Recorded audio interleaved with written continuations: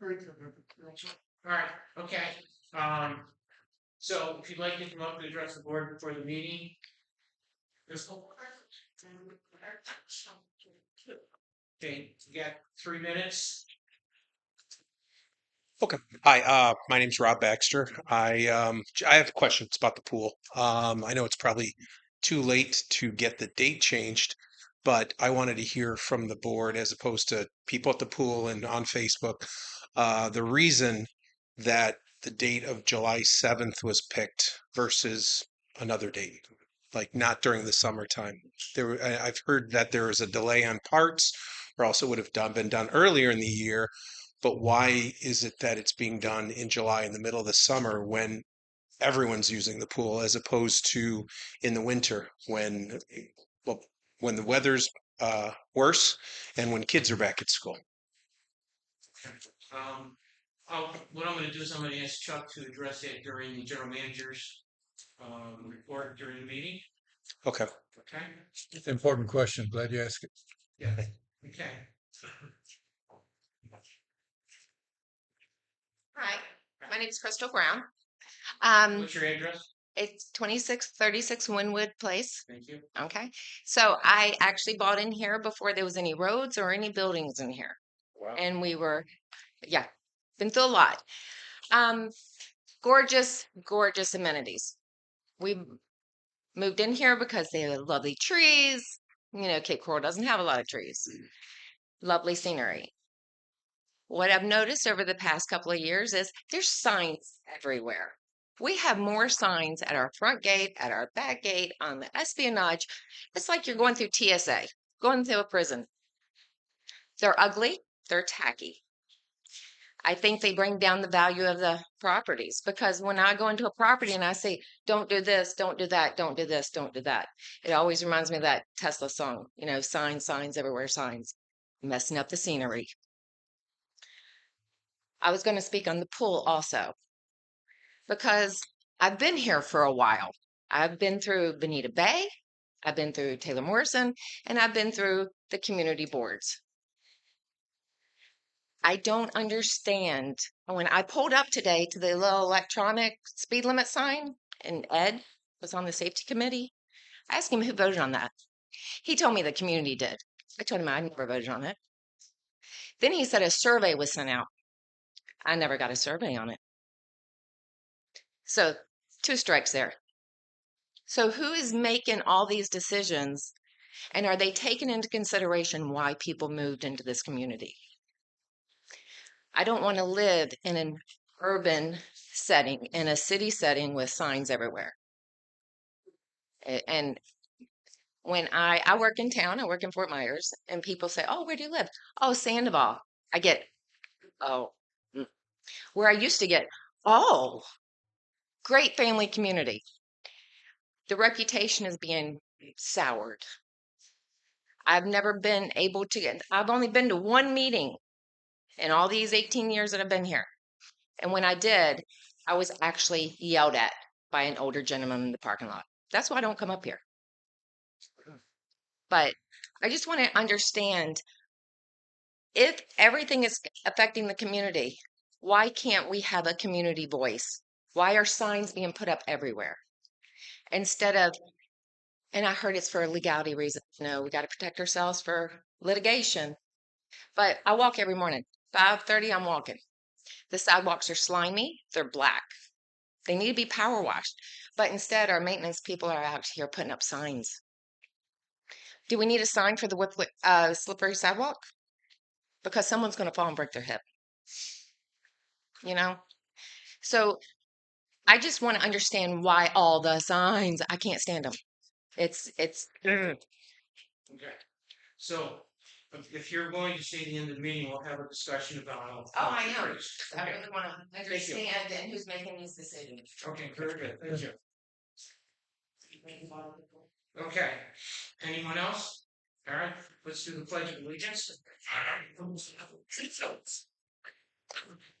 Pledge allegiance to the flag of the United States of America and to the republic for which it stands, one nation under God, indivisible, with liberty and justice for all.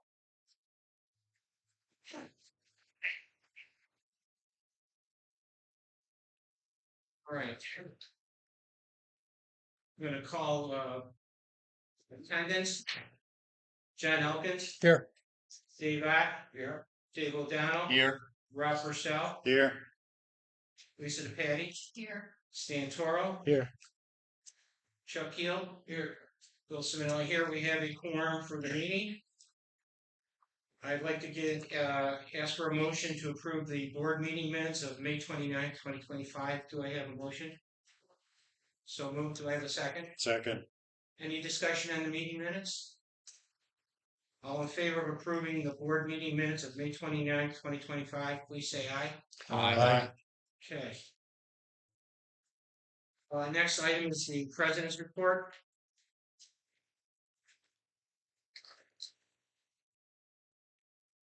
Okay. Good evening. I want to thank everybody who's joined us tonight. I'll have some brief remarks before the treasurer's report. The board approved speed calming signs are now active on Sandoval Parkway and Sandoval Boulevard. A big thank you to the Safety and Security Committee for leading this initiative and collaborating with the management team to make it happen. These signs serve as a friendly reminder to adhere to community speed limits. They collect aggregate traffic data but do not gather any personal information. Second item I'd like to mention is that as the 4th of July approaches, our community and the broader Southwest Florida area are gearing up for the festive events. This is a friendly reminder to Sandoval residents that fireworks of any kind are prohibited within the community. Please respect our neighbors and enjoy fireworks in designated areas where they are permitted.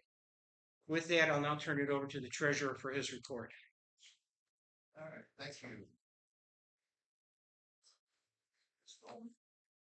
You get a light on. I'll turn it down.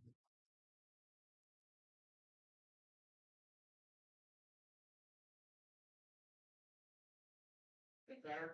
Yes.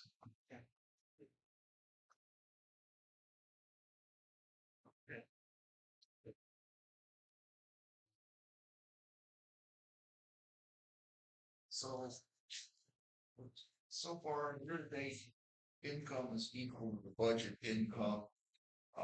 Year-to-date house sales as of 5/31 is 21. Forecast for the year is 75 homes, and if we continue at this rate, we're going to be about $100,000 under budget for home sales. Overall expenses are under budget. The popular reserve balance is 340,913. Fifth Third balance is 4,259,330. And the reason that has jumped is we were able to transfer $540,000 from the special assessment account into Fifth Third because we get a much better return on it. Current market yield is 3.1. It's slowly going down, and the total reserve balance is 4,600,343. The year-to-date reserve spend is 317,494. I still need to try to meet with Popular Bank and Precedent to review banking options to increase the interest rate because our accounts earn like 0.02%, which we got to do something about that because we have too much money in those accounts. The coding issues that we've been experiencing are way down. We have almost all of them corrected now. And the auditing firm is still plowing through our financials that basically was the result of the way a previous company left our numbers. All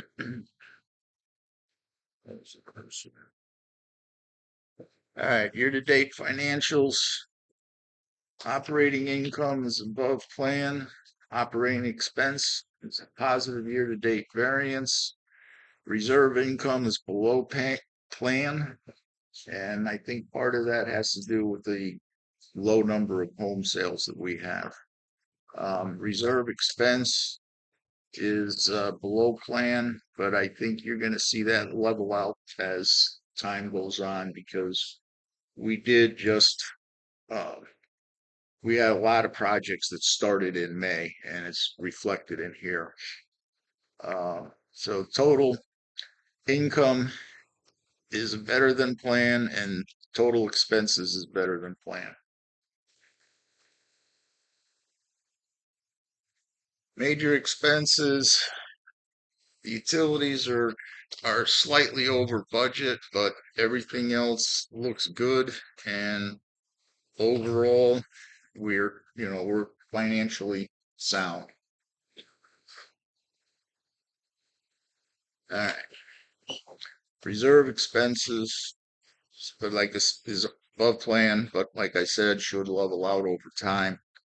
Professional services, that 79,000 that says we're over plan, when you back out what the uh, door fee that we collected last month, that the overall um, variance is really 6,564. So it's a little misleading on there.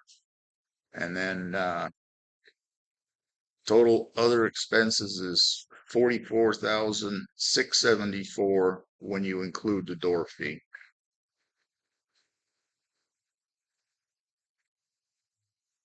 The balance sheet, again, the negative 343, 670 is a clearing account from Associa that we still have not resolved yet.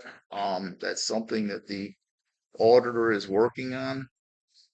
And the balance sheet, if you remember, I combined both the assets and liabilities and equities into one snapshot. But again, the reserves and the operating budgets are separate. All right, delinquencies.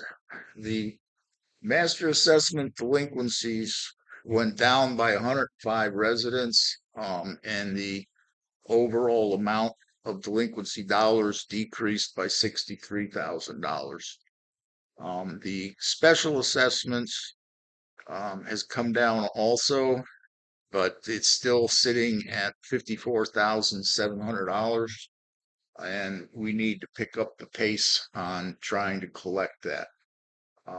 One of the things I want to do is I want to go into the special assessment and look at it in more detail and separate out the ones that have made payments but have not paid in full versus the ones that haven't paid a dime since the assessment was made. So I want to start pursuing collections on the delinquent accounts, but I have to make sure that we follow the right process because during the transition from the previous management to precedent, there wasn't any activity taking place for a while. And the way that information was brought over was not correct. The dollars were correct, but everything was lumped into 30 days late. So now that it's kicked up, we've got to kick up the pressure on delinquencies. And then I know this is a little hard to read, but here are all the reserve spends that we've had through the month of May, and the total reserve spend is 317,494. And that's my report. Does any board members have any questions? I have a few comments. One is I just want to note that with all the work that the finance committee has been doing with precedent, we're now getting ourselves into a cadence that the financial reports are available to the board and the community a week earlier than they were from Associate. So I think that we're starting to see some positive impact from the financial reporting side. They've done a lot of work to clean up. I sat through a lot of the finance committee meetings, and there was a lot of work they needed to do to clean up the coding issues. But I think in general, the income statement and the balance statement is in pretty good shape right now. Yeah, I don't know whether it's fortunate, but the finance committee meeting that we had before the May board meeting, I actually had an accounting person from Precedent be part of that meeting so that as we went through and identified issues and errors, she was able to go in, make a lot of changes on the fly and resend the financial statements. So I think we're in a good place, like Bill said, and it makes my life easier getting the financial numbers a little earlier rather than always being late. So um, I'm happy with the way things are going. So my only red flag, Dave, and you identified this, is that with all the cleanup that the auditor's doing, that we still haven't filed our taxes for last year, so we need to Right. make sure that we address that. So, He and I are going back and forth right now. okay, all right. But any other questions on the financial report, on the treasurer's report? Okay, thank you. All right.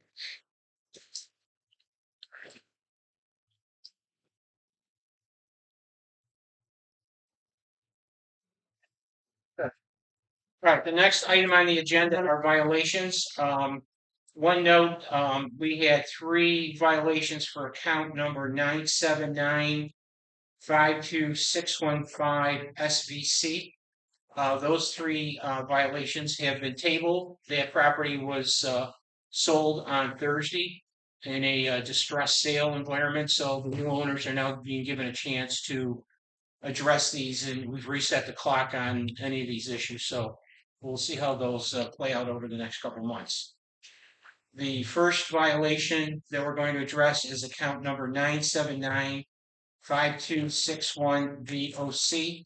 That is for a dirty roof. I propose $100 fine for that account. Do I have a second? Second. Any discussion on this violation? All in favor of a $100 fine on account number 979-5261 VOC for $100? Please raise your hand and say aye. Aye. Okay, thank you. The next account is account number 979-52652 CBC. Another dirty roof with a $100 fine. I propose $100 fine on this account. Do I have a second? Second. Any discussion on this violation? All in favor of a $100 fine on account 979-52652 CBC? Please say aye and raise your hand. Aye. Thank you. Next account is 979-52537 VDC. That is for a dirty roof. I propose a $100 fine for that account. Do I have a second? Second. Any discussion on this violation? All those in favor of $100 fine on account number 979-52537 VDC, please raise your hand and say aye. Aye. Okay. The next one is account number 979-52644 ASC. That is also a violation of a dirty roof. I propose a $100 fine for that violation. Do I have a second? Second. Any discussion? All those in favor of a $100 fine on account 979-52644 ASC, please raise your hand and say aye. Aye. Okay. Last one. 979-52636 ASC. That is for an air conditioner in a second-story window, which is a violation of our covenants. I am proposing a $100 fine up to a max of $1,000 for every day in violation of this restriction. Do I have a second? Second. Discussion. Yes. This is for one day or multiple days? Multiple days. For every day they don't cure it after they've gotten the notice, there'll be $100 up to So we'll note that in time for the next covenants meeting, right? Yes, That's what the cure, does it? it's now, covenant's meeting is 14 days Right, after our good. meeting. Okay, good. So, Right.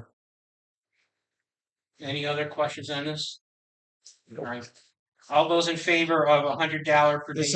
Does it, does the rules and regulations specifically state an air conditioning unit popping out of the window, or is that just part of a overall equipment from the outside? I believe if you look at the ARC guidelines, Stan, they specifically prohibit air conditioning units attached to the windows. Why didn't we put this on the report then? It's very vague. Structures, equipment, or other items on the exterior portion of the dwelling have become rusty, dilapidated, or otherwise fall into disrepair.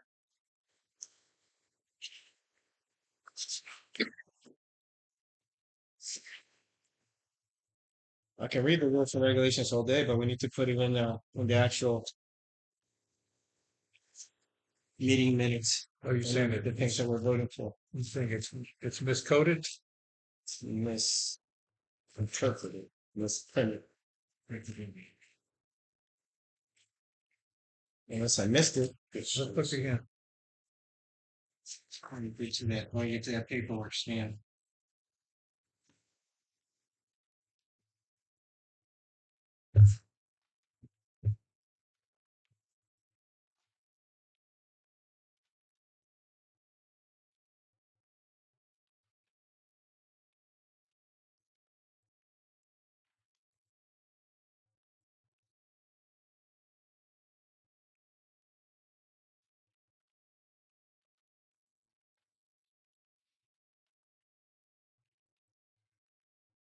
You have that right there, okay. All right, it does say on the May 14th, general AC unit in rear upstairs window.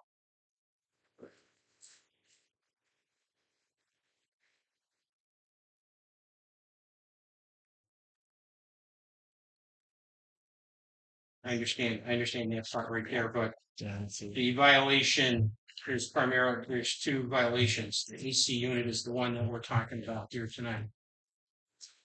Are you saying the bold letters AC unit in rear upstairs window? Yes, Yeah, I know, but the actual explanation of it is not in reference to that. I just want to make it clear that what is the rule and regulation and what's the chapter and verse and everything else. I mean, we're just putting up words up there. I just don't want it to come back and bite us in the butt because we're throwing it under structures, equipment, or other items. I unless I'm misunderstanding how this is written, Stan, the way I see it is that there's two items here. One is AC unit in rear upstairs window. And the second one is structures, equipment, or other items on the exterior portion of a dwelling have become rusty, dilapidated, otherwise fallen into disrepair. So what is that item? You said that No, two different it's- items? Yeah, what is the second item that It's one and the same. One in the same. Yeah, it's one and the same. It's the language that's in there that they use for air conditioners in windows. It's an equipment that's on the exterior portion of the window. That's how it's interpreted. So it's interpretive and not specifically written down in our rules and regulations. That's a rear air conditioning unit in the back of the window. This actually covers a lot more than just a air conditioner in the window. So it's The just way a it's- big blanket it's on a anything big- that's yeah, it's a big dilapidated in blanket. the back. Yeah, So the air conditioning unit is in fact dilapidated and rusty. From the it is. from Or It is just at all, it is it's about- equipment that's on the exterior portion. Yeah. Of the dwelling. Are we going by this? Yes. Structures, equipment, or other items on the exterior portion of the dwelling have become rusty, dilapidated, or otherwise falling into repair. So if the air conditioning unit is brand spanking new without any of these, the way I read it is valid. First of all, there are specific ARC rules that do not allow any exterior air conditioning units to be on the windows, front or back of the house. Correct. Okay. I'm saying we should have that on here instead of the blanket if we're gonna be fining people. That's what I'm saying. And I rested of that. Okay. Any other questions or discussions on this? So, Stan, what are you suggesting? I'm suggesting that when we do something like this, that we put specifically the wording on our rules and regulations so that people like me don't have questions and anybody else. We have to be specific in what we're charging people $100 for. Okay. Fair enough.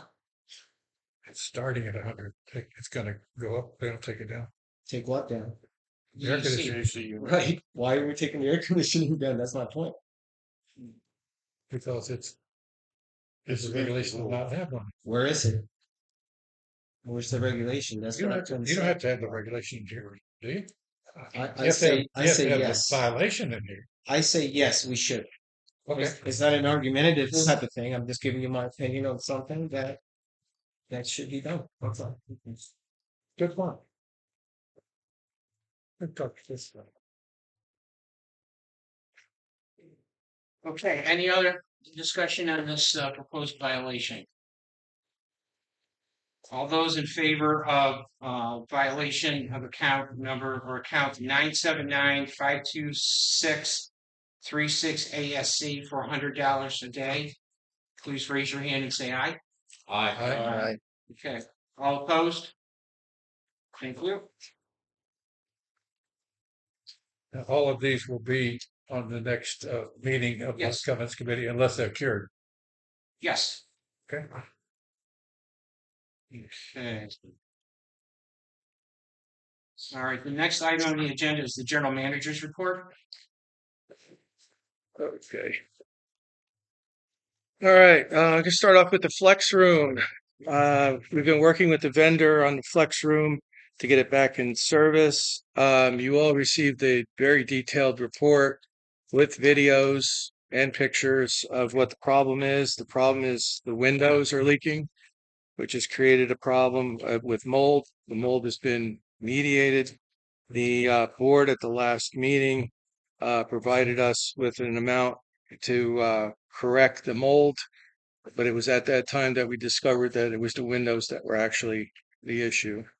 So in your packet, there's a proposal to replace the windows, hurricane-rated windows, and I guess that will be voted on in the later in the agenda. Getting to the pool. So to answer the gentleman's question, we had a contractor that had been signed up to do the renovation of the pool for quite some time. Unfortunately, with all the construction that's going on, or at least this is the reasoning that they told us why they pulled out of honoring that contract, is that with all the new construction that's going on and all brand new pools that are being built, they're focusing their attention on new construction and they didn't want to get involved in repairs. So it took us some time to find another company to vet them and to bring them on board. Hence, that was the delay. There wasn't any missing parts or anything like that. It was actually a missing contractor who, for financial good reasons, pulled out of it. So no time is a good time to shut down the pool. We were able to leverage the downtime that we had post Ian to take care of some of the corrections. So pool motors were replaced. One of them was raised from subterranean, which was a problem, to bring it above level and on a pad. But all of our plumbing, the original plumbing, all PVC pipe is still the issue. And we've had numerous issues with the plumbing, and we've got the parts, we've got the people positioned. There's 3 vendors that are queued up to work on this project. There's not a one vendor project. Not only that, but at the same time, the maintenance staff will be putting a new coat of paint on the features, as well as we've got some sidewalk repair that we're taking a look at as well. So I'll say it again, there is no good time to shut down this size pool. I do believe that shutting it down systematically for 2 weeks is the better of the lesser of the evils than letting it shut itself down and then have to hustle around and get parts and things of that nature. So it's unfortunate. I wish there was a better answer for you, but it has to take place. There's this pool with the how long it's been working. Stan, I think you were on the board when I first got here. I think you were amenities chairman at that time. This project has been sitting there waiting to happen since 2021, if not earlier. So we finally have the opportunity to take care of it. So Chuck, could you detail what happened to the pool this week? We had a flow meter don't want to get too technical, but we had two problems. We had a flow meter that basically regulates the amount of water coming in and out of the pool. When there's too much water, it drains it. When there's not enough, it turns the autofill on. So we had a malfunction with that, which actually started draining the pool. And coupled with some work that was being done on the filters, we lost about a quarter of the water in the pool. The pool company is offered to pay for the water replacement. So we're not we're not out of that, but it was an equipment failure that kind of caused the water level to drop.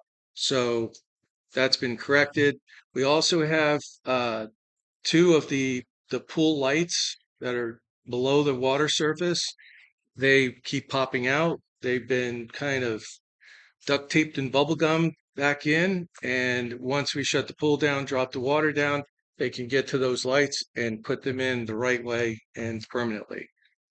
Um, is there is that it? Any other And questions? if I can put my 2 cents in, when I was in the committee and right after again, we had pieces of the pool that we had to fix, and then when I was fighting hard to get those pumps from under the ground because every time it rained it flooded, and then we had to get the motors uh conditioned, replaced, and it was actually ridiculous. It took me a couple months to be able to get money in order. I think it was like $38,000, and I guess we weren't spending any money whatsoever back then, but it made sense to bring them up. So that was hard to do, to get the money allocated to get these pumps, because it was common sense to bring them up so they don't get flooded anymore. After that, it's like between 3 and 8 different companies said, we're not doing this work. This is too much work for not enough pay. So we kept going and going and going. Nobody wants to work. Finally, we got 3 companies that were able to piece it together. I believe it was 3. Yeah. And then we went forward and did it that way. Now we're having the same issues where nobody wants to piece out pool work. They just want to do a whole pool. And trust me, I have 5 kids. My wife's a teacher. We have company. This does suck. I mean, it really sucks. It sucks now. It's going to suck next month. But now we have the companies that can do it. It's never going to be an easy time. And now when it's as hot as it is, yeah, it's the worst time. But this is when they want to do. This is when they want to put the work in, and we have to take advantage of it. And there's no easy answer for that, and we're sorry about that, but that's where we are. So, All right. Anything else to go through, Trevor? Oh yeah, I'm sorry. I thought we were still on pool. Um, this as we prepare for a 2026 budget, which is next month, we've started talking and meeting with our vendors to see if there's any contract increases on funds that for services. Meeting with 2 or 3 vendors a week. Next week, meeting with lakes. I met with pool, janitorial, and security. So far, so good. We're not seeing any drastic increases in their pricing for contracts for next year. We are also starting to collect quotes for and estimates for potential projects that we would like to present along the lines of reserve-based projects. Doing our homework at that and getting the quotes that we need so we can present that to the finance committee for approval. We're finishing up our storm prep update on our document. Made some minor changes. We now have a pickup truck we have to worry about, which we didn't have last year. A couple of other minor things, changing some telephone numbers, but that plan is in place and ready to go. And I'd also like to mention I will be out of the office tomorrow and gone for the weekend. The staff is more than capable of dealing with anything while I'm away this weekend. I also can be reached in an emergency, but Wendy Murray will be taking over if there's any kind of crisis that needs to be dealt with on property.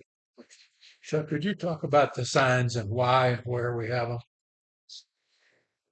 People are saying a lot of I'm things. going to address that at the end of the meeting. Are you? Okay. Okay. Okay. That's it. Any questions?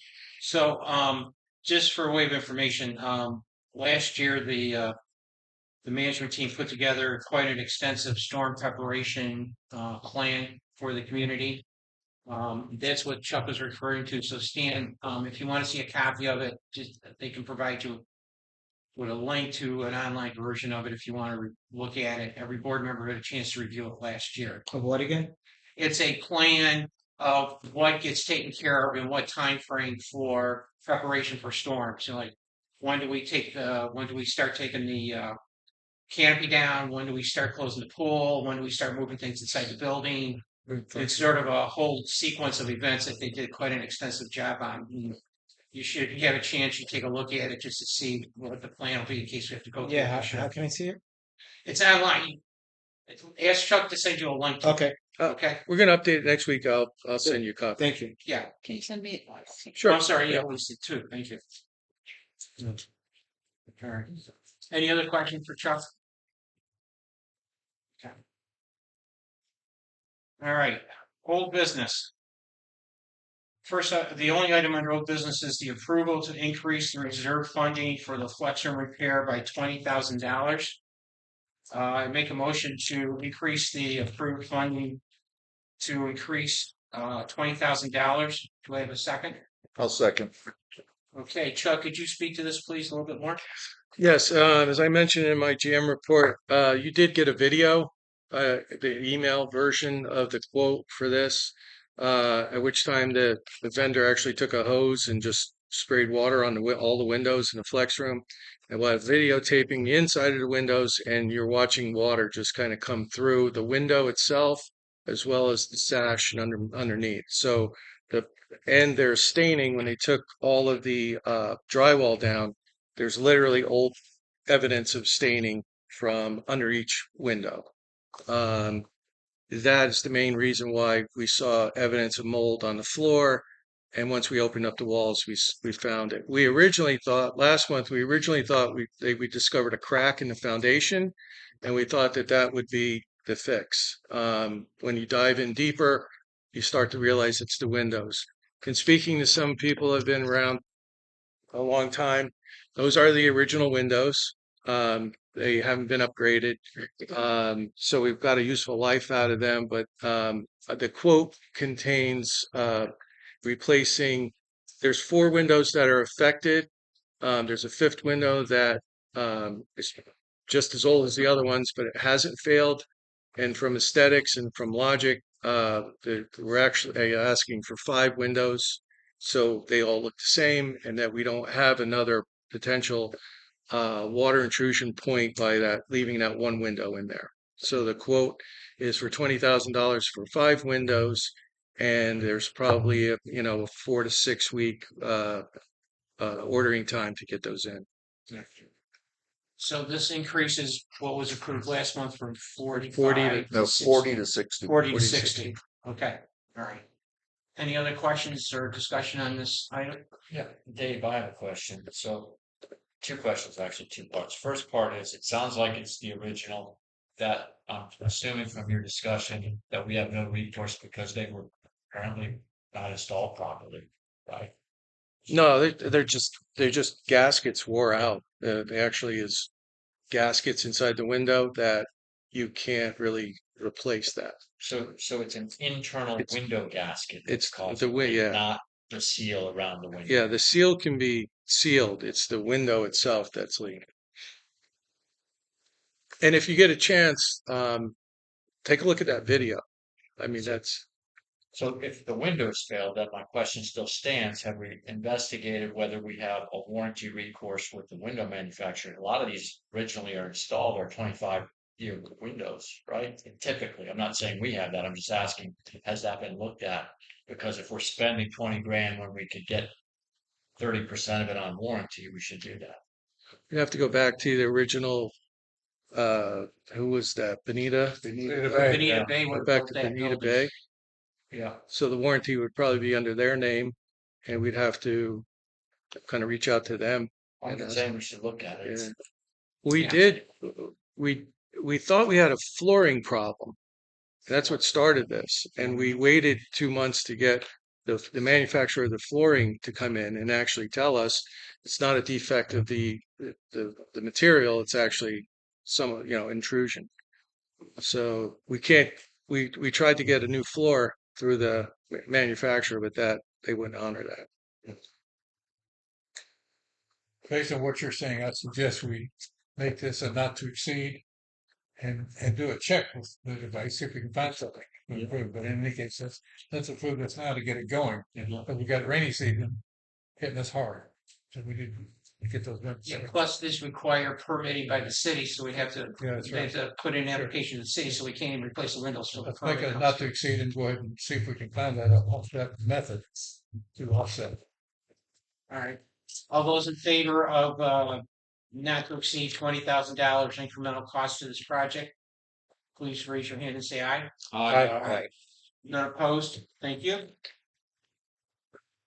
First item under new business is, reserve funding request for pool salt cells to be purchased and installed as part of the pool renovation project. The total cost of these devices are $4,803. No, it's 80,000. 80,000. I'm sorry, I wrote the wrong number. Last page.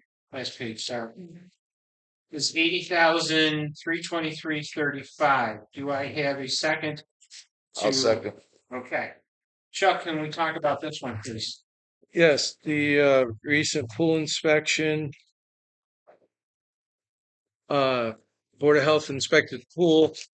The way the pool is set up under the auspice of the Board of Health is that there has to be two means of sanitizing the water. The first one, there's a primary and a secondary. This pool was originally set up to have a salt generator generate enough chlorine via salt to be the primary, with vats of chlorine that would supplement that. With the degradation of the salt generator that's there and some new changes to the way that they were calculating and calibrating how much salt generation you need, they came back to us and said, you either change this pool to an all chlorine pool with the salt generator backup, which the one we have now would be able to generate some level of chlorine, or and then you increase your costs, because right now our contract is we're putting salt in the pool instead of chlorine. Our vendor would then have the right to kind of increase our chlorine, because we're going to be doing a lot of chlorine. This was a recommendation from the pool company to say, let's keep it the way it was set up. We have to add additional salt generators, make salt as the primary, and then have chlorine as a backup. So right now, 2 additional salt generators with the third one that's there now. The equation, the calculation says that that's where we'd have to be. Just a question. This is over and above the repairs that are being done, correct? Yeah. This is a totally separate bill. Yeah. Isn't salt generated pool water more comfortable than straight chlorine Yes. Yeah. to the swimmer? Yes. Yeah. Well, and to the equipment and the walls and everything. Yeah, so I thought. Any other questions on this? I think in retrospect, this was probably under installed when it was originally built and by Bonita Bay. Oh, sure. We're paying for that now. Yeah. So, It's fire chief. any other questions or comments on this before we vote? Okay, all those in favor of approving an expenditure of $80,323.35 for these salt cell generators, please raise your hand and say aye. Aye. None opposed? Thank you. Okay. Next item on new business is special assessment delinquent free write-off. Dave, can you read your resolution? All right. Whereas the Association Board of Directors authorizes David Ott, Board Treasurer, to write off any special assessment accounts that have a remaining balance below $20. Be it resolved that the Association Board of Directors authorizes David Ott to write off 7 accounts that total $65.89. Do I have a second? Second. All right. Any question on this? Comments? All those in favor of this resolution, please say aye and raise your hand. Aye. None opposed. Thank you. Next item on the agenda is committee reports. First committee report is for the Internet Construction Oversight and Contract Compliance Committee. As of this week, fiber installation on Bellingham is being completed. There are streets that are scheduled for fiber installation next week are Sutherland, Hopfield, Brightside, and Stony Hill and Cayon. They should have all received email notifications from the neighborhood reps of those streets. In addition to that, Blue Stream is putting up tags on each of the houses, door tags, to alert the residents. I think so far the installation's gone relatively smooth. There's still some delays in getting the permitting to do the connections outside the community, and they're working to get those permits so they can do the connections. They also started working on the equipment shed and the generator near the Veterans Gate, so you'll see some construction equipment down there, probably hid by the trees, but they'll be working on there. And once the permits are final, fiber construction from Sandoval to the Lumen main fiber will commence. That will be a connection onto Veterans Parkway. Weekly updates are being sent out to the pending streets. And I've asked the chairperson and Val to come to the board meeting in July to give us a much more detailed status report on the construction project. Any questions on that? They're just putting in a conduit right now. They're conduit in the fiber. They're not doing any connections to the houses yet. Is there fiber in the conduit? Yes, there is. To the full main. Well, it's They say it's there, it's there. it's there. Yeah, it's I mean, they're just conduit Anyway. sticking out of the ground. yeah, and that's what it's going to be like until they start doing the pedestal or the equipment Yeah. and connect to the houses back in it starts in That'll be January. next year. Sorry. That'll be next year. Yeah, there's going to be a few test houses that'll be done. You know, a couple tests in each different phase of the community, but we'll be rocking and rolling with that after January. So, all right. Next committee report is communications. Yes, we had an excellent meeting this month. We are tracking some very specific activities. Number one, we're tracking mechanism to update the spreadsheet that summarizes the minutes we talked about leading to the meeting. So we've got that covered, working on that. We have, we're actively looking at backup and recovery, basically pricing for hard drives to take care of making sure that anything that gets posted is actually archived. So that's going to be hopefully that's on my shoulders. Hopefully I get that pricing and bids together by next month. And Vic is working on some pricing for a used camera. So those are the two budget items that we're going to be looking at. Other than that, I know, very productive. The last summary thing is the committee has agreed to move to an every other month meeting schedule. So that's pretty much a summary, but we had a really good productive meeting this month. I'm still active committee chair, Okay. but we're working on that.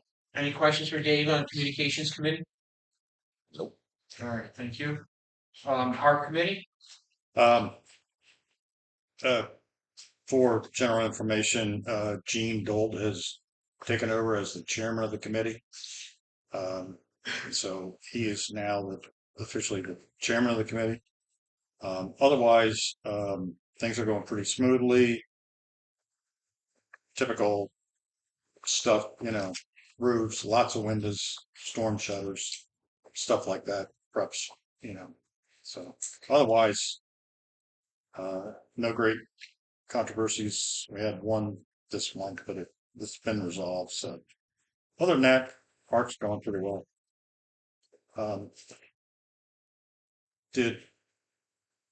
In the meeting that we had with are the standards being updated like we asked them to be? No, we need to talk about that offline. As far as I know, nothing's been done on that. Okay. Okay. We gotta Because I think, Circle up after this. yeah, we'll circle back to that. It needs, Because we had some questions in Yeah. committee and I needed. yes, Sure. yeah. Okay, Okay. all right. Okay. Rules Committee. We have a Rules Committee meeting scheduled for July 22nd.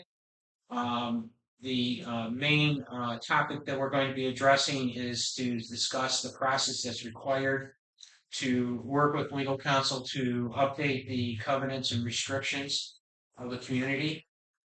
There are some relatively straightforward updates that we've done to clean up the language to now reflect we're no longer a development community without changing anything. And then we'll start addressing items like leasing rules and renting rules in terms of based on some of the guidance we're getting from council about how to tighten up the language to keep a better handle on third-party rentals in the community. Any questions on that? We expect this to be ready and resolved and part of an open community-wide vote, right, at the next election? Yeah, no, yeah, the board cannot arbitrarily change the covenants, restrictions. It has to be voted on by the community, and there's some very restricted requirements for the number of votes that have to be tallied in order for it to be passed. We look for that in the March election. Yeah. If it can be done, I mean, it's Right, sure. it's always possible that the work, you know, if there's enough work there that it doesn't meet the March timeframe, because you probably would want, in fairness, you'd want the community to see the proposed updated documents by the January timeframe to have a town hall and discussion about it. Well, you did such an effective job of the proxies relating to, Yeah. the internet that I think we should do that again. Okay. And John, was there something else that that you mentioned we should include on the agenda for consideration? Yes, you're talking about the restrictions on sidewalks and so forth? No. Oh, yes. Realtors? I'm sorry. Uh, Real estate agents have requested that we keep our gates open 2 Saturdays a month for open houses. And we've looked at that before, and we've come up with we've determined a solution that exists today. If you want an open house for your house, you can put that in an Enviro and say open. And so for your house, and anyone who names you as a person or your house can be entered into the gate that way through the gate. And that is sufficient. Would rather that be done than have all the gates open. But if the community objects to that and really wants total open houses, that would be something that we would put on the agenda for the The meeting Rules Committee. for the rules committee and not be completed until March of next year. Yeah, because those restrictions are built into the. Yeah, Covenants, current but- restrictions Yeah. won't let us do it. Yeah. It's not something that the board can just arbitrarily change. Okay. Any other questions on the Rules Committee? Social Committee. Steve. Yeah, social committees they do a great job. They run on their own. I mean, you can come in and get a calendar from the front, and it's jam packed till the end of the year. I have until December, and this thing is full. It's spoken reference to closing the pool and having some kids bingo and some kind of activities to make up for the pool being closed. That's what they're throwing around right now. So hopefully that'll come through. Yeah, I think I saw some emails came out today about that to the community for those activities. Yeah. So they're trying to get things done while the pool's closed. That's pretty much it. It's self-explanatory with the calendar. The only thing that we need to keep our eye open is for the Halloween survey and what their committee is going to propose. So that'll be for the next board meeting. It's their proposal. I'll present it, and we'll go over the survey that hardly anybody took. I think it was like 300 plus out of 1,400 houses. So, could be skewed or not the way the survey was, but that's where we are. Okay. Any questions for Stan on social? Okay. Next committee is amenities. Jim. Jim. Jim. GYM. Jim. Oh, Jim. Jim, go Rob. Doesn't say that on here. I'm All sorry. right. Currently, speaking of the gym, we're looking at a couple items to add or trade out for the upcoming budget. Everything's being used. Some of them are getting a little old, and we're looking at that. You've heard about the pool, what's going on with the pool repairs. One other thing with the pool, we're trying to get a price to replace one of the things out here, one of the palm branches that are rusting, and we're trying to replace that with like a mushroom that drips water. Another thing. Other than that, we're going over the pool rules to redo the signs because there's a couple of signs that just want to coordinate those. Other than that, I can't think of anything. Things are going pretty well. The dog park, that's Dave. Yeah, before we go to dog parks, I have a question. So Chuck, I think it was 2 months ago, we approved the movement to monthly maintenance on Yeah, on the fitness room equipment. That started up. that started up. They were here yesterday, Okay. so Okay. But can I say something about the gym equipment and all that? Yes. Chuck, what do you say? 80 swipes per day, something like that. yeah. When I checked it, April maybe I can run May's So number, people but wanna we do- were seeing Yeah. somewhere like 80 swipes per day of people coming in on a daily basis. It's fantastic. I mean, it's full for the people that said, "Oh, you got too many treadmills. We should get rid of them." They were nuts then, and they're nuts now because you got a lot of people in there in the treadmill, elliptical. We need a couple more pieces of equipment because the cable machine that's in there breaks every so often from overuse. And then when the one side goes down, then the one side is definitely getting overused. And it always breaks. It's not whether it's going to break it. Oh, one goes down, the other one always snaps. Um, it's just honestly because we want it, we need it, and for safety. It's not cheap. Brian gave me the numbers. I forgot to send it to you. I'm sorry. That's okay. I think it was like $6,000 for the identical one to the one that we have, and I think another bike. Um, People have been asking for just a couple more things to round it out in there, and it's being utilized. So I think that we should move forward in seeing what we can do with the gym. Just we can't add too many things in there. If But the one we have now breaks all the time, maybe we should get one a little stronger. we should. I'm hoping that the one that we're getting is better and stronger.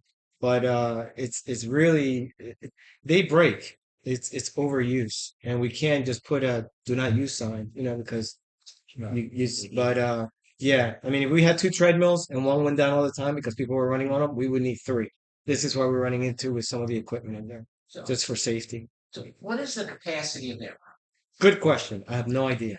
That is actually a good question. Because I'm concerned that if we start putting more equipment in, we're going to actually exceed capacity from a fire department perspective. Yeah, that is good. I'll find out about that. I don't think 80 people are in there at the same time, but I'll find out and we'll see where we are. But I don't think we're even close to that, especially with the two exits. But I'll find out just to have clarity on that. It's Thanks, Dan. usually somewhere Glad you're between back. 10 and Thank you. 12 people. I would say 10, is a pretty good average number.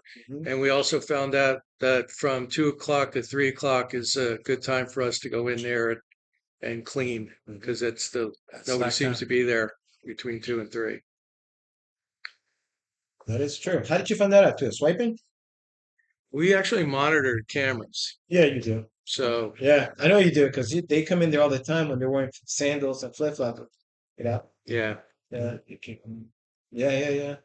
Good. Thank you. Okay, dog park. Dog parkings, we're working on two active things that we should have information back to everybody who needs it within a week or so. One is the forms filled out for the allocation of our spending on the benches that were approved last year. And the second is the information requested by Dave for the specific trees we had put together last year. So that's being dug up right now. by Diane, so we should have that, maybe she may already have it ready for me. I just didn't see an email on it yet, but those are the two active items right now. And then I think there was a question last time about uh, the chairs that are in there. I think Lisa had asked a question about that at the last meeting. Our thought on that is, and I want to talk to Chuck on this, but is once we have those benches in place, I think that's the time to then take action on removal of the chairs that are hanging here. Yeah. This chair's gonna be removed in about a month anyway. I'm just saying. Okay. It's a storm coming, They'll end up in Cape Royal. right? Get all the golf balls. That's all from Doug Park. All right, thank you. Lisa, safety and security. Okay, so, and Bill's actually gonna be elaborating a little further on some of the traffic calming measures that we had put in place that had been, reviewed. And some of the safety issues. We have also, conducted kind of a, visualization to make sure that landscaping has been trimmed so that people can see stop signs and, the crosswalks a little bit better so that they can be hopefully a little bit safer for people to be using. And Chuck, I forgot to ask if you had any updates. We've now had Cape Police for about 2 months now, and I believe they are just by their presence making an impact.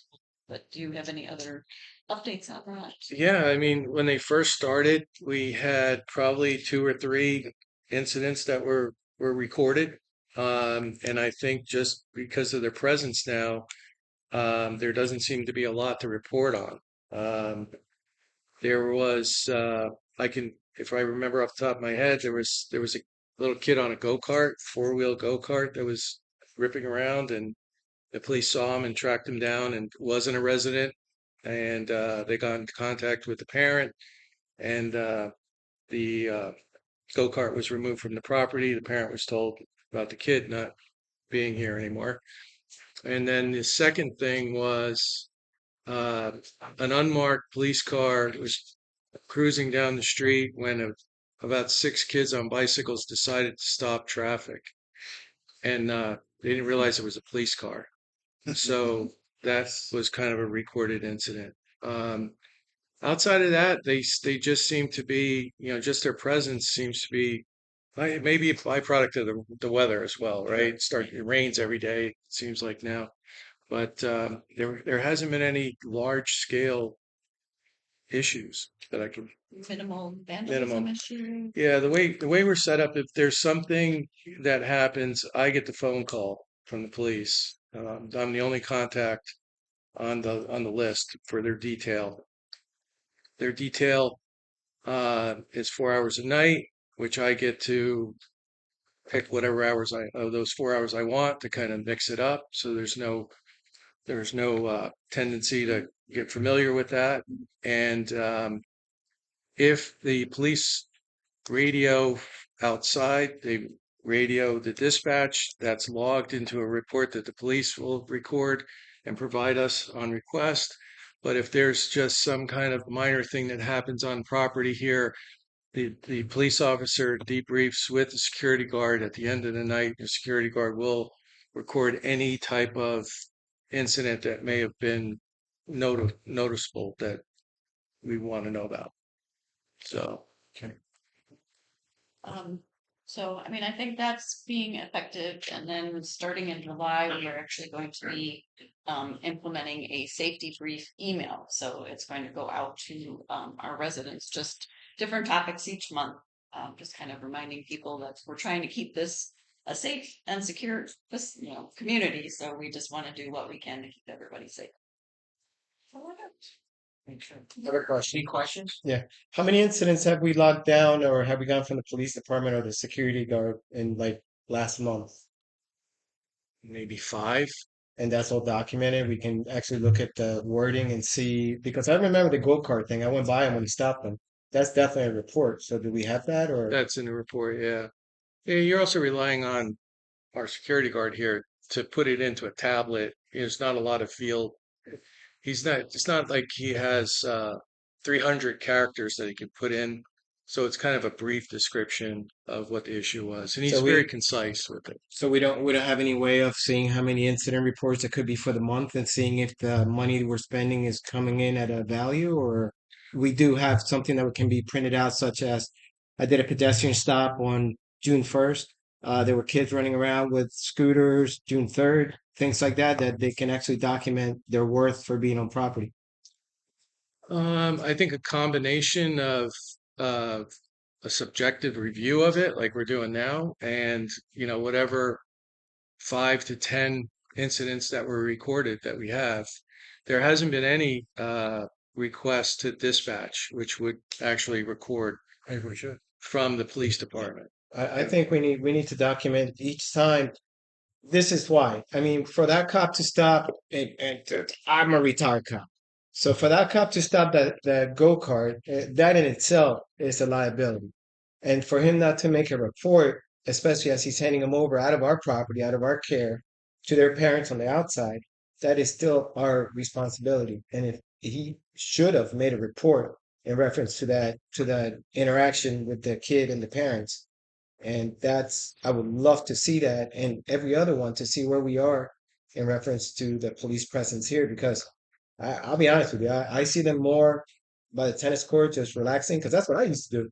I used to get my $60 an hour and go hide, take a nap, go back out, make a car stop, go do this.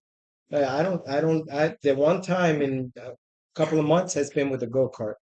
Not that they're not doing a great job or curbing down on all the wheelies and electric bikes, but if we can get a printout of what they're actually doing, then that would definitely calm people down and let them know this is what's happening, besides just property values plummeting because we have to have police in our property to stop all the crimes that are being committed. That's, Yeah, I mean, we're actually meeting with the police on Monday. So I could bring that up as what kind of report that they can generate for us from the police department instead of going through our security. okay. Thank you. Okay. Anything else for Lisa?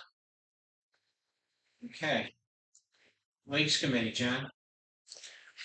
And Lakes Committee is a very active committee, and they've done great work so far this year.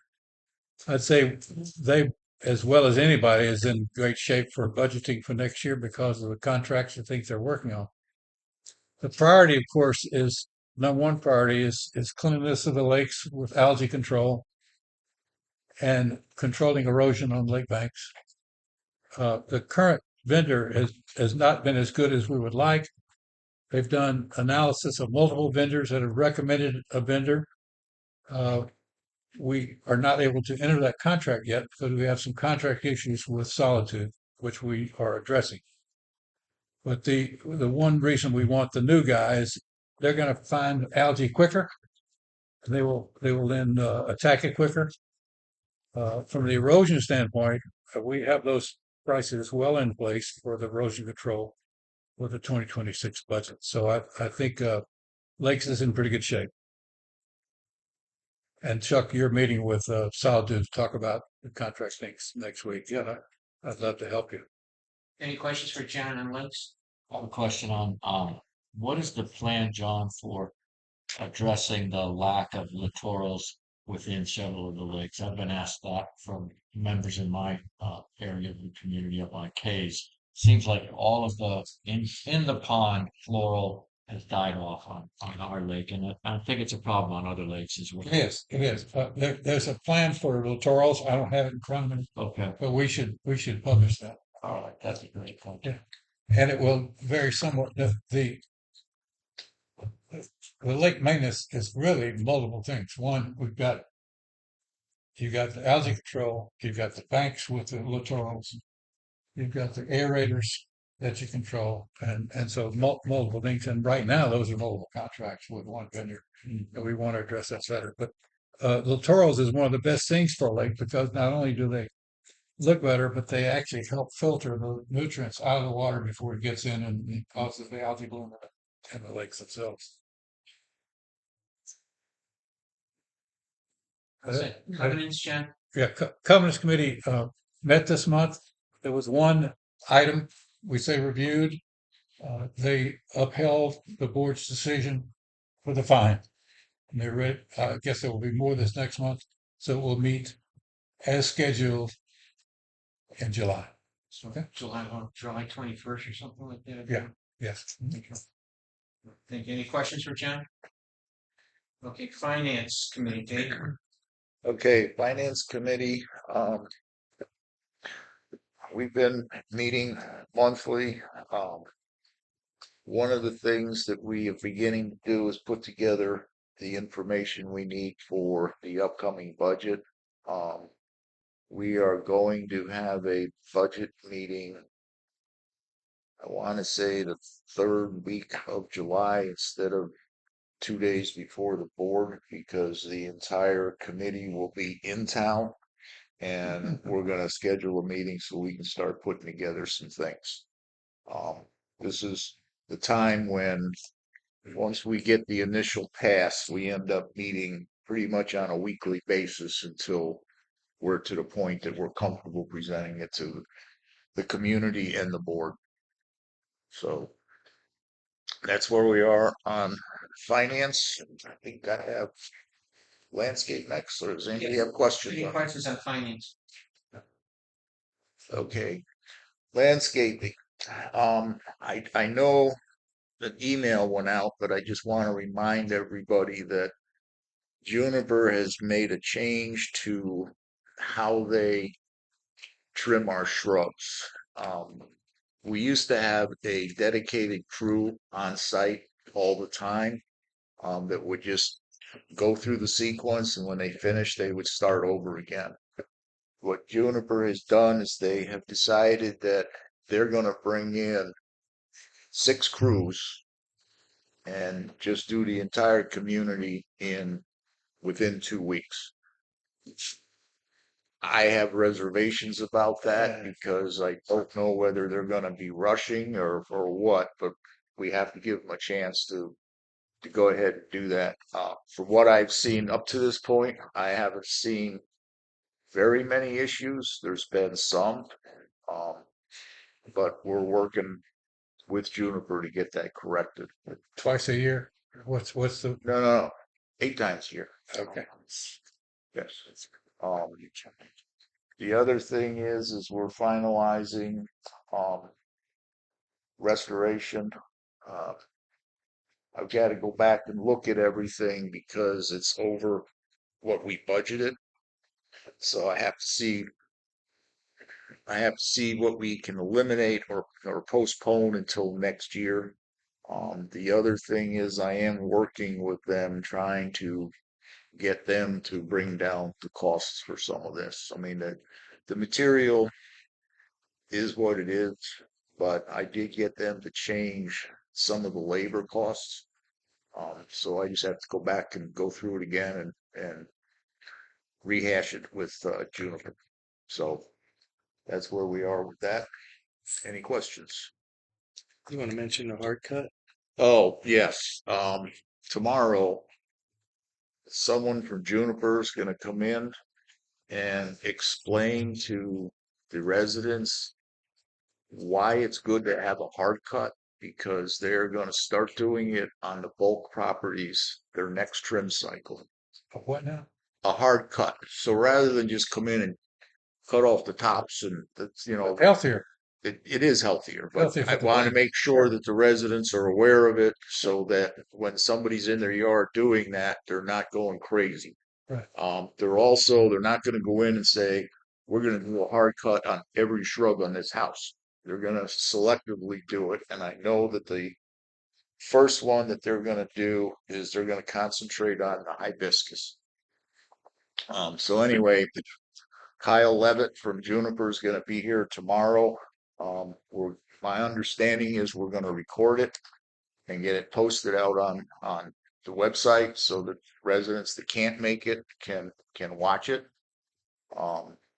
And we'll go from there. Are you happy with the management now? They come around pretty good. It's better. We've had some issues. They have a person that's supposed to be a supervisor that instead of supervising the crews, he was spraying weeds.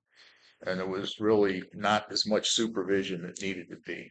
That's not Dave, Dave's above that. That's Herman. Yeah. But they assured us that they will correct that, and I think it has been corrected because I have driven around, and now he's going from crew to crew, and he's not spraying weeds. So Everything's going well. Why are they changing their procedures now? they feel that it is more efficient, and we went back and looked at the contract, and there's nothing in the contract that says they can't do that.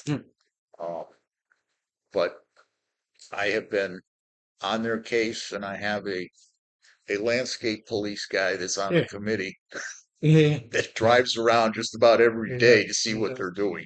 yeah, because it seems like they're cutting costs on their side, but seeing if it works for us. I just wondering why they're changing. I mean, they're doing great from what I hear, and now they're just like maybe I don't know.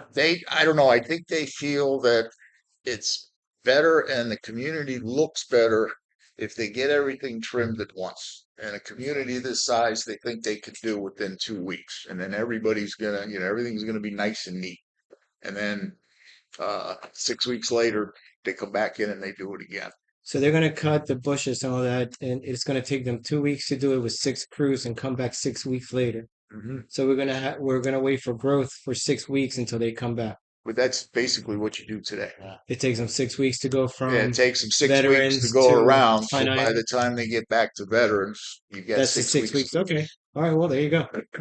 One of the reasons they mentioned was that it's a 6-man trim crew, and the turnover that they have, like they're not getting good quality trained trimmers, right? They finally get a good guy and they leave. So they're figuring that if they have 25 guys here that are, they're going to have they're not going to be concerned about 2 guys on a 6-man crew that are newbies.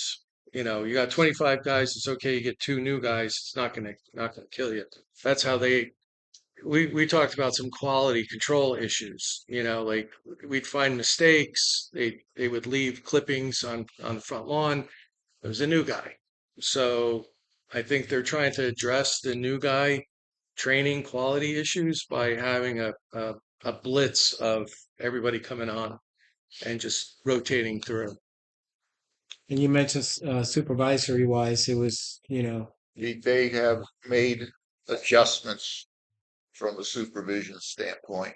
and they'll be able to cover all 25 guys from the Well, property for 2 weeks. each crew has a head crew that he's responsible. And what they did was because we had 6 people on site all the time, they took one person and assigned him to each one of the crews so that they're with somebody that's familiar with Sandoval. That makes sense. And then our account manager, Dave, he has 2 of his peers that come here as well, and they get them started in the morning. So Okay. not only do we have middle management, we have next level up management. All right. Sounds good. Thank you. Can I ask one last question on landscaping? And I have 2 questions about that. Oh, okay, go ahead.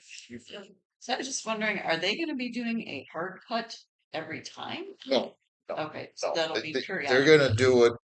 They're gonna do it during rainy season Okay, because if they did it in January, that shrub would look pretty bad for a few months until we got some rain.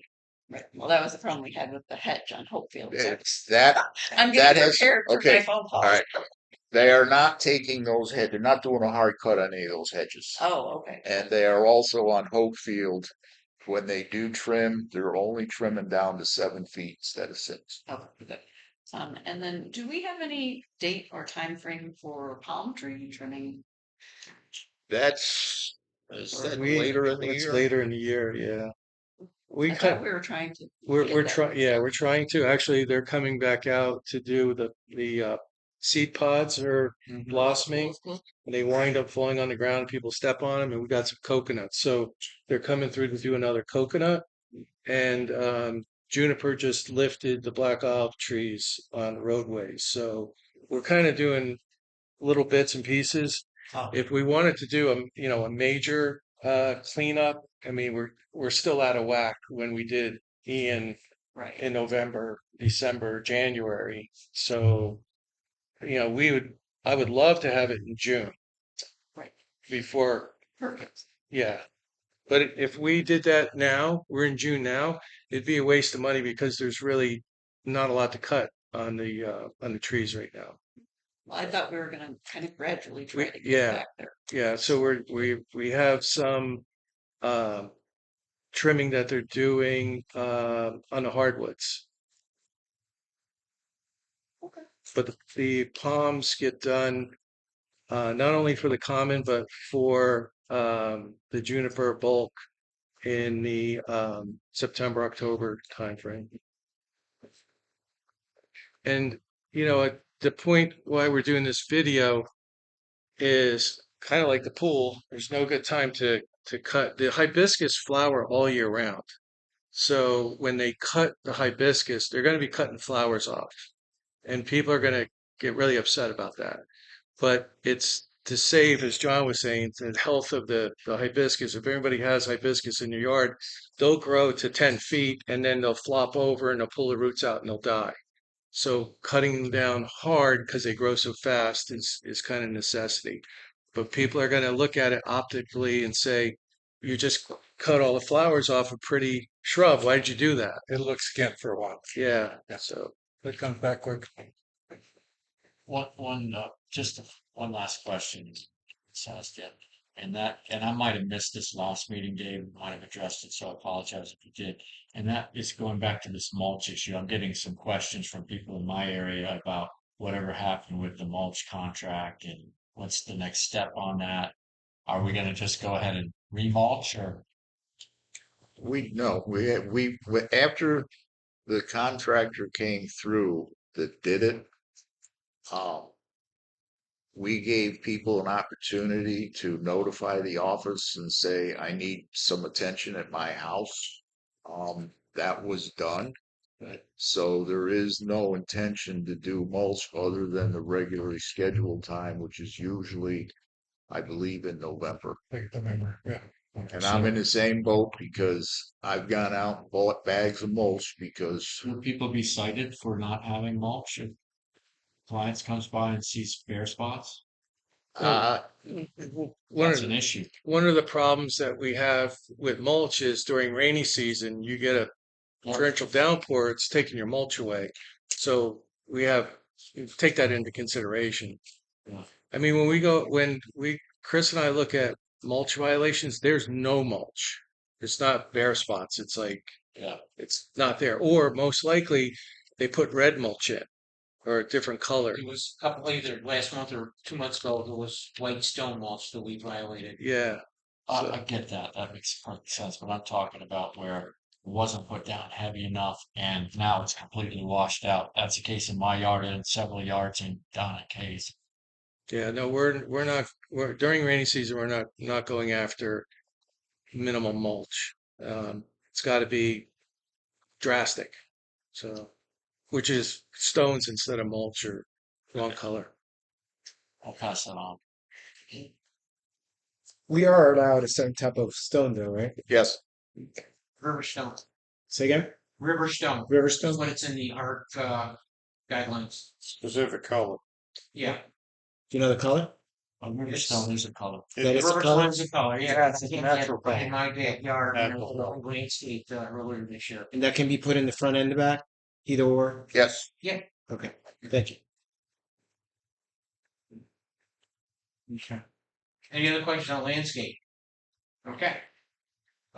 Risk management. So, at the next board meeting, I'll probably be proposing some refinements to the vendor liability policy so that we can have a little bit more flexibility for lifestyle vendors. And then in the August timeframe, we're gonna start discussing insurance for 2026. You didn't do anything about the ad hoc legal, is that because we don't have any issues? It's done. It's done. I was gonna say, but we do like your choice. Yeah. Yeah, really Yeah. do. Okay. Any questions on risk management? Okay. Strategic planning, Dave. We're pretty much suspended right now because we have no committee members. I did validate that we have no committee members, so open ask community if you're interested in participating. We have very many openings on strategic planning and other committees as well. That's all I have. All right. Thank you. All right. Our next regular board meeting is scheduled for Thursday, July 31st at 6 p.m. We completed our agenda. Do I have a motion to adjourn? So moved. Do I have a second? Second. Any discussion? All in favor of adjourning the meeting, say aye. Hi, Aye. Meeting is adjourned. Okay, any comments? well, let's talk about your comments. Okay. Okay, so the first comment is the survey. So last year, the Safety and Security Committee did send out a survey to the community to look at to try to get a pulse on what concerns the community had about traffic and pedestrians, and things of that nature, and talks about different solutions, such as trying to put in automated systems for violating speeders, putting in speed bumps, and some other solutions. I don't remember all the content of it. And and we rely on the I think it was sent out using our constant contact service that we Is that by email or By- by mail? by email. Okay, so I don't know specifically why you didn't get it. Okay, And I've been at the office with my little bit over the last 18 years. Yeah. Not getting the email. What the issue is. I did go onto the site, the Sandoval. the live Sandoval. And I added mine again. Yes. So I don't know what that issue is. Have you registered with the Precedent, with the sync site for Precedent? When we move to the new. I don't have the homeowner association staff in my house, and I have to know well. But my question is, Mhm. and a lot of people that I've heard from in here have the same question. That sign really isn't going to stop the violators. No signs. And in my experience, and put up a speed limit sign that shows, hey, you're doing 45 miles an hour down in Wilder, people will go down to past that sign and then they make up their signs. So my thing is, if we're not allowed to have realtor signs or anything like that, and we want to make this community pretty, but it's going to be planning. There's so many. I don't mind the sign. Don't get me wrong.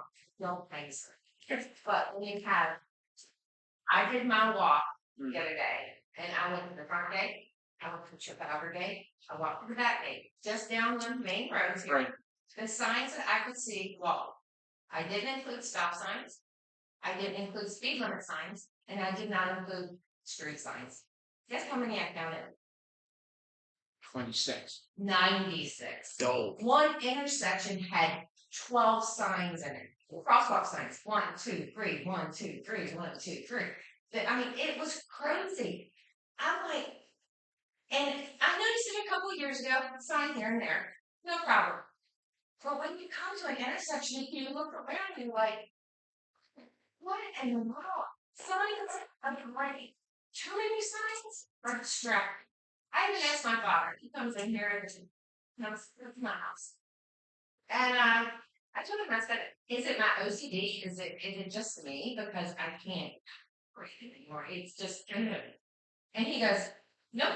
He said, do you know how many signs you have at your front gate and your back gate? And I said, I can't even imagine. And he goes, there's so many I don't even read them. He said, because they're just bombarded. He said, it's almost like you're going into Sandoval prison. Please leave your cell phone, your purse, whatever. It's becoming a joke. But there's so many. Go around your phone.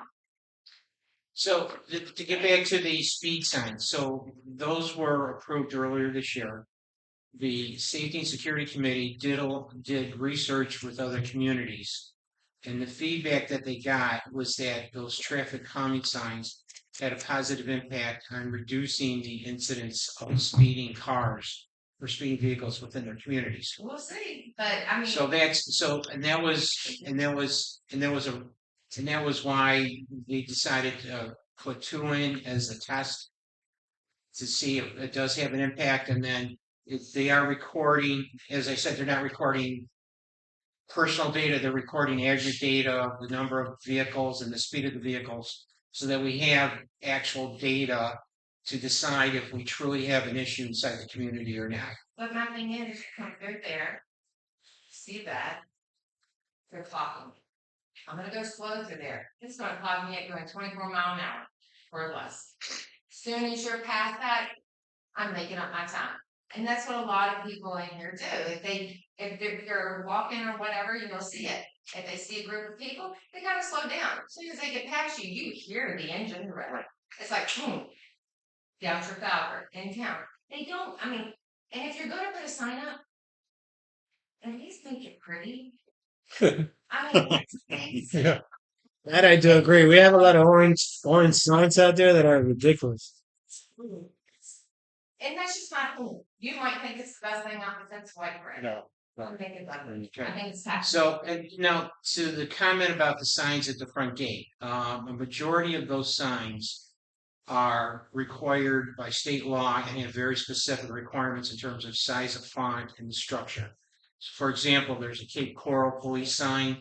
It has to be there so that we notify people that Cape Coral Police has the authority to arrest trespassers in the community. There's the parking sign. There's some very specific requirements that the state has about the color, size of the font, and the structure and content of that sign that we had to follow in order to put up the towing sign.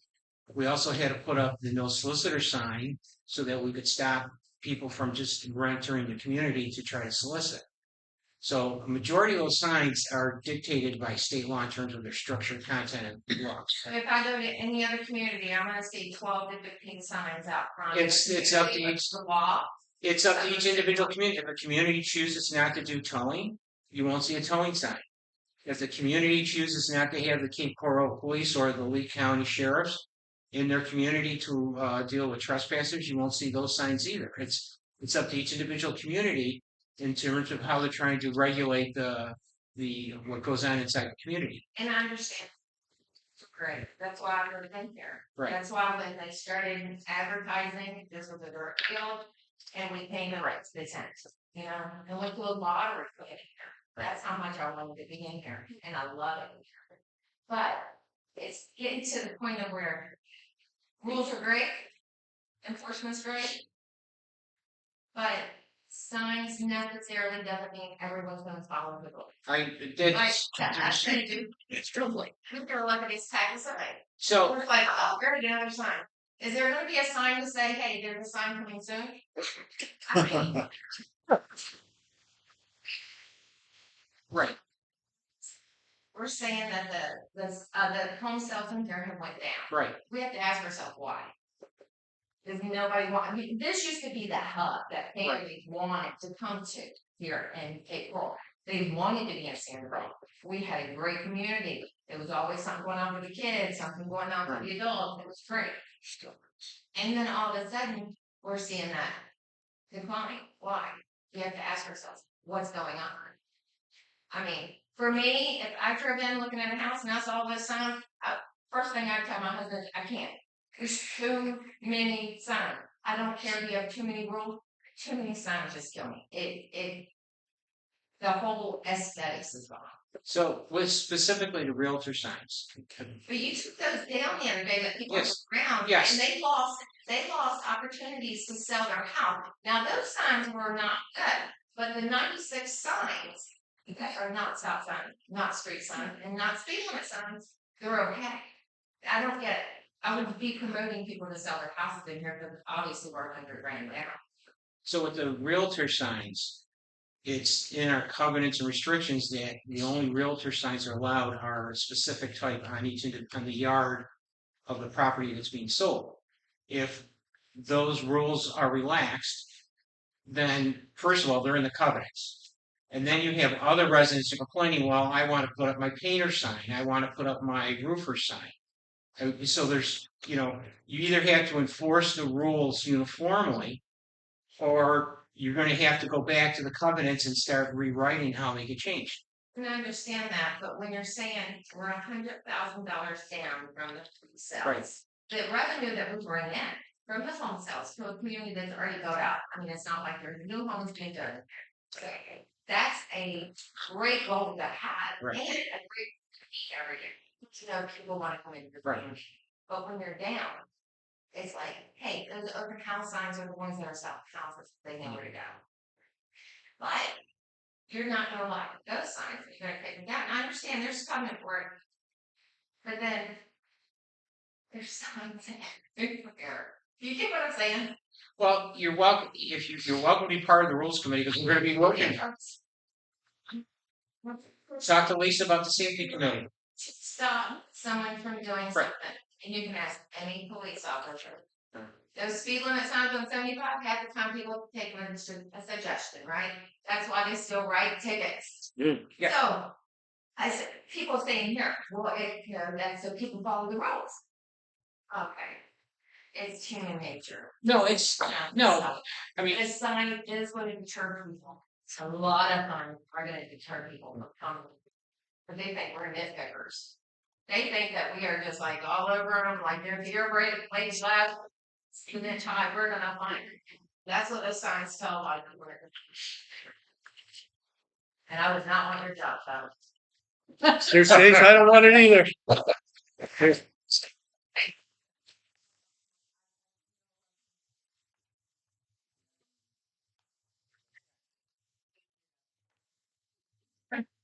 But I'm just thinking, yeah,